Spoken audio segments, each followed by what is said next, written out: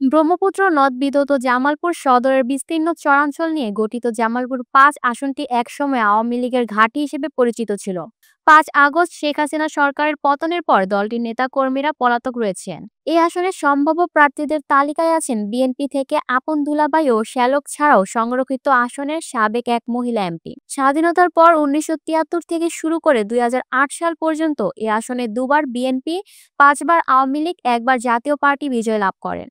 ১৯৯১ সালে বীর মুক্তিযোদ্ধা সিরাজুল হক এই আসন থেকে বিজয় লাভ করে স্বাস্থ্য উপমন্ত্রীর দায়িত্ব পান। এই আসন থেকে বিএনপির মনোনয়ন প্রত্যাশীদের মধ্যে রয়েছেন বিএনপির জাতীয় নির্বাহী কমিটির সদস্য, কেন্দ্রীয় মুক্তিযোদ্ধা সংসদের অ্যাডহক কমিটির সদস্য, সাবেক স্বাস্থ্য উপমন্ত্রী সিরাজুল হক। এই আসন থেকে তিনি টানা ৪ বার অর্থাৎ ১৯৯১, ১৯৯৬, ২০০১ ও ২০০৮ সালে বিএনপির মনোনয়ন নিয়ে প্রতিদ্বন্দ্বিতা করেন, কিন্তু শুধু ৯১ সালে বিজয়ী হয়েছিলেন। এ আসনের অপর গুরুত্বপূর্ণ মনোনয়ন প্রত্যাশী বিএনপির জাতীয় নির্বাহী কমিটির সহ সাংগঠনিক সম্পাদক, জেলা বিএনপির সাধারণ সম্পাদক, জামালপুর পৌরসভার দুবারের সাবেক মেয়র অ্যাডভোকেট শাহ মোহাম্মদ ওয়ারেস আলী মামুন। তিনি ২০১৮ সালের নির্বাচনে প্রথমবারের মতো দলীয় মনোনয়ন পেয়েছিলেন, তবে দিনের ভোট রাতে হওয়ায় ভোটের দিন তিনি ভোট বর্জন করেছিলেন।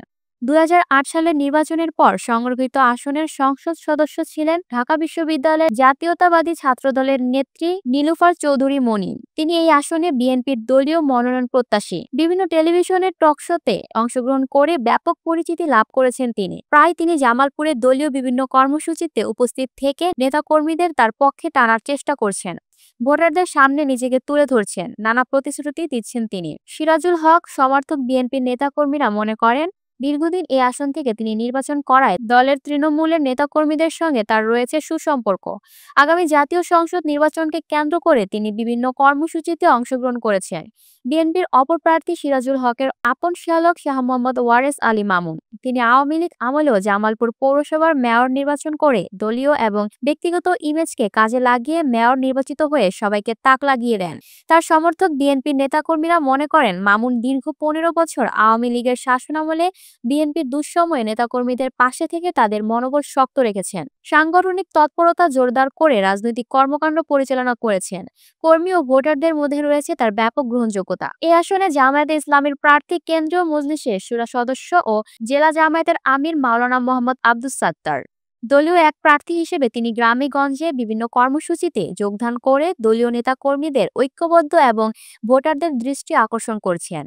দক্ষ সংগঠক ও সৎ মানুষ হিসেবে তার পরিচিতি রয়েছে। ভাসানী জনশক্তি পার্টির চেয়ারম্যান শেখ রফিকুল ইসলাম বাবলু এই আসনে জাতীয় সংসদ নির্বাচনে নিজেকে প্রার্থী হিসেবে ঘোষণা দিয়ে গণসংযোগ করেছেন। তিনি ইতোমধ্যে কয়েক দফা সংবাদ সম্মেলন করে এবং প্রত্যন্ত অঞ্চলে গণসংযোগ করে নিজেকে শক্ত প্রার্থী হিসেবে জানান দিচ্ছেন। আমার বাংলাদেশ পার্টির কেন্দ্রীয় সাংগঠনিক সম্পাদক ও জামালপুর জেলা শাখার আহ্বায়ক অ্যাডভোকেট সানোয়ার হোসেন এই আসনে দলীয় প্রার্থী হিসেবে সভা সমাবেশ ও জনসংযোগ চালিয়ে যাচ্ছেন। তিনি এই আসনে ভোটারদের মন জয় করতে কাজ করে যাচ্ছেন।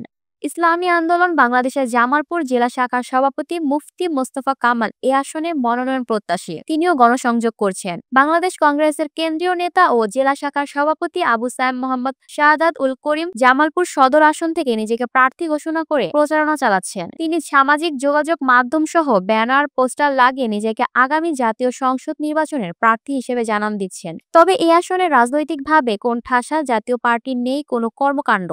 গণ অধিকার পরিষদ, নতুন রাজনৈতিক দল, জাতীয় নাগরিক পার্টি, এনসিপির কমিটি গঠিত হলেও নির্বাচনী মাঠে নেই কোনো তৎপরতা। Lucky Akter, people voice television, Dhaka.